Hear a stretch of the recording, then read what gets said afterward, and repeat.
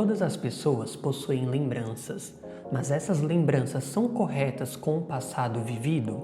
Hoje em dia, somos viciados em fotografias. Olha, por exemplo, o Instagram, onde milhares de fotografias são postadas a cada minuto, onde tentamos evocar o passado para trazer algum benefício ao presente. Linhas de tempo que se separam, mas que ao mesmo tempo são vividas em conjunto. Voltamos de algum modo a uma memória que desejamos relembrar, apenas ao ouvir uma música que ouvimos há muito tempo. No cinema, a presença da memória foi utilizada em vários filmes e de diferentes maneiras, com a viagem no tempo em filmes populares como O Planeta dos Macacos, De Volta para o Futuro, Os 12 Macacos e Questão de Tempo, entre muitos outros. Mas quando a própria viagem no tempo é estática como uma fotografia e todas as sensações são instantâneas, devemos olhar para um pequeno curta, La Jetée, de Chris Marker, onde o tempo não é uma linha linear, mas sim um grande entrelaçamento entre o passado, o presente e o futuro. Curta-metragem narra a aventura de um sobrevivente da Terceira Guerra Mundial que vive como prisioneiro nos subterrâneos de uma Paris destruída, guardando lembranças de uma infância feliz na superfície em tempos anteriores à guerra, até que cientistas o escolhem para realizar uma experiência de viagem no tempo. Marcado na infância por um rosto de uma mulher, esse prisioneiro irá presenciar um retorno descontínuo de suas lembranças. Nos primeiros minutos, o narrador expressa: nada separa as recordações dos momentos banais. Em um filme que utiliza as próprias fotografias como algo que conserva o próprio tempo, é impossível não nos tocar profundamente ao criar uma realidade lírica com as suas mais intensas emoções. Do mesmo modo, o passado é uma irrealidade do presente, pois foge e não se adapta à realidade. Não conhecemos o nosso passado de verdade, não sabemos de fato como foi, temos apenas uma vaga lembrança que lampeja em nossa mente. Assim, o prisioneiro tinha visto quando criança um homem morrer, mas não lembrava de nada. Quando escolhido como cobaia do experimento, o som das batidas de seu coração são altas, apreensivas. Ele é um prisioneiro como em um campo de concentração, onde os cientistas irão fazer todas as experiências necessárias para conseguir o que desejam. Essencialmente, é Chris Marker, de maneira simbólica, voltando no tempo em busca dos traumas do pós-guerra. O filme estrutura-se a partir da rememoração. O presente é que comanda a excursão no tempo. O passado é visto tanto como um amontoado de ruínas, como também como composto por imagens paralisadas que contêm em si o germe da salvação. Assim como as ruínas apresentadas nas imagens, o prisioneiro precisa suportar o horror do experimento. Ele nos surge como um monstro do Dr. Frankenstein, isolado e com um forte sentimento de perda. O narrador nos revela de que o homem não morre, nem enlouquece, mas sofre, e então eles continuam. O sofrimento é necessário aos submetidos ao experimento. O passado nos é dado como radicalmente outro. Ele é esse mundo do qual estamos desligados para sempre. Ao 10º dia, a palavra real permeia esses lugares do passado. O narrador diz que as imagens são como confissões, uma manhã pacífica, um quarto pacífico, um quarto real, crianças reais, pássaros reais, gatos reais, campos reais. Essas imagens, que surgem com uma beleza poética, imagens de antes da guerra, é a simples beleza do que é a realidade. Chris Marker busca essa reflexão do tempo a partir das imagens, do uso da fotografia como memória da verdade. Acreditamos que essas imagens do passado são reais do prisioneiro, mas esquecemos que os cientistas estão a todo momento conversando em alemão ao fundo das imagens, no qual não é traduzido ao filme, são vozes indistinguíveis. registros que ao mesmo tempo podem ser instantes criados e manipulados, lembranças falsas. O prisioneiro está em uma jornada de amor, sempre lembrando o rosto da mulher que encontrou quando criança na ponte aérea.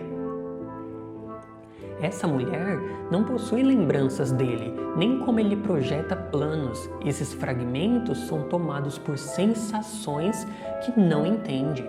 Se relembrar é viver o tempo, traz fronteiras que podem nos separar em um grande abismo de repetições. Até esse instante já transcorreu uma infinidade, isto é necessário que todos os desenvolvimentos possíveis já tenham estado aí. Consequentemente, o desenvolvimento deste instante tende a ser uma repetição, e também o que o gerou e o que nasce dele, e assim por diante, para frente e para trás. Tudo esteve aí inúmeras vezes. Ao 30º dia, os cientistas intensificam o controle, o enviando novamente. O tempo retrocede e então ele consegue conversar com a mulher. O tempo os envolve em uma melancolia. Nunca a lembrança é definitiva. A mulher está morta. Ao observar um tronco com datas históricas, ele aponta mostrando a ela de onde veio. A sessão termina com ele exausto, mas os cientistas desejam continuar. O homem não sabe definir as imagens que o acompanham durante sua vida. Em outra passagem de tempo, ele retorna à mulher que tanto relembra. Se é o mesmo dia, ele não sabe.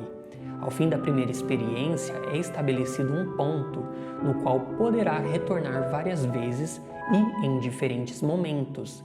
Ela o chama agora de fantasma, um espectro que vai e volta.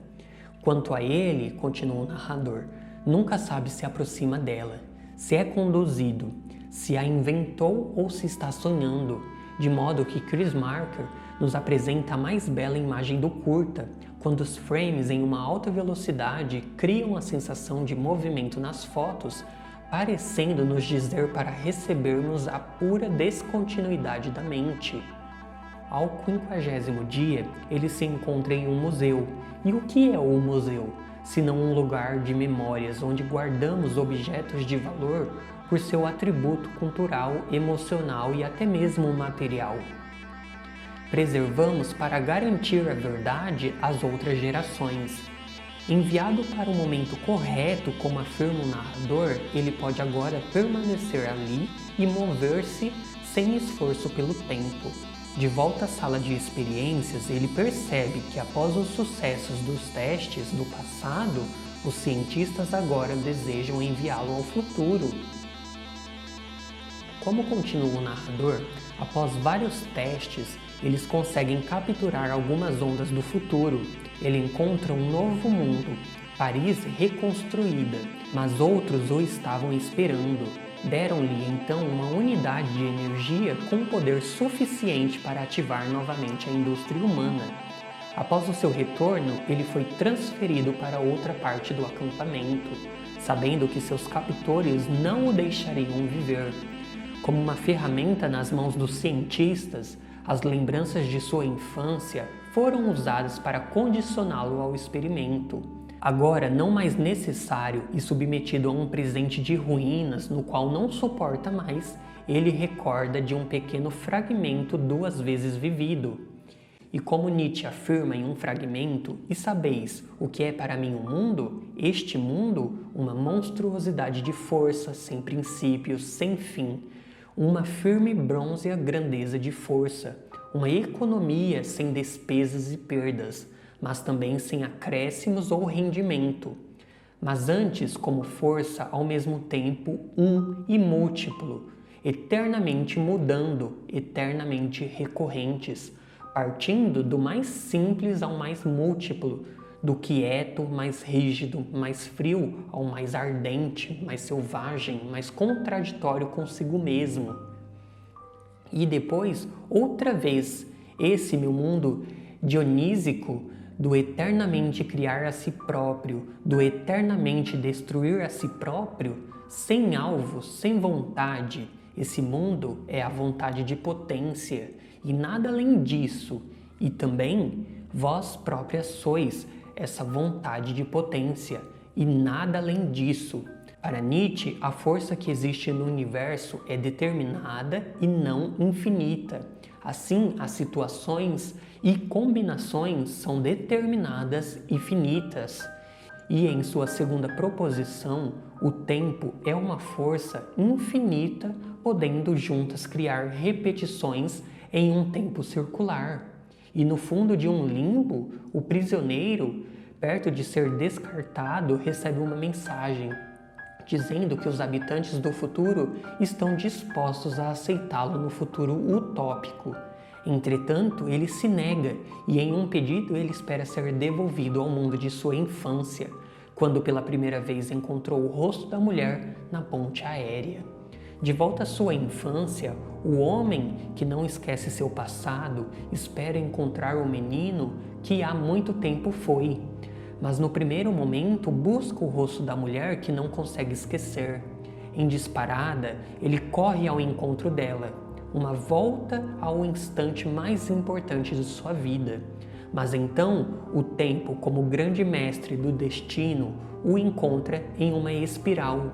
O fim surge como o começo ou até mesmo diferente, pois assim como o prisioneiro tinha visto quando criança um homem morrer, mas não se lembrava de nada, ele compreende agora que o rosto da mulher que nunca esquecia era o último fragmento de sua própria vida. E como o susto que sentimos quando acordamos de um sonho pelo sincronismo de suas realidades opostas do tempo, na simples confluência de sensações, tudo é dissolvido.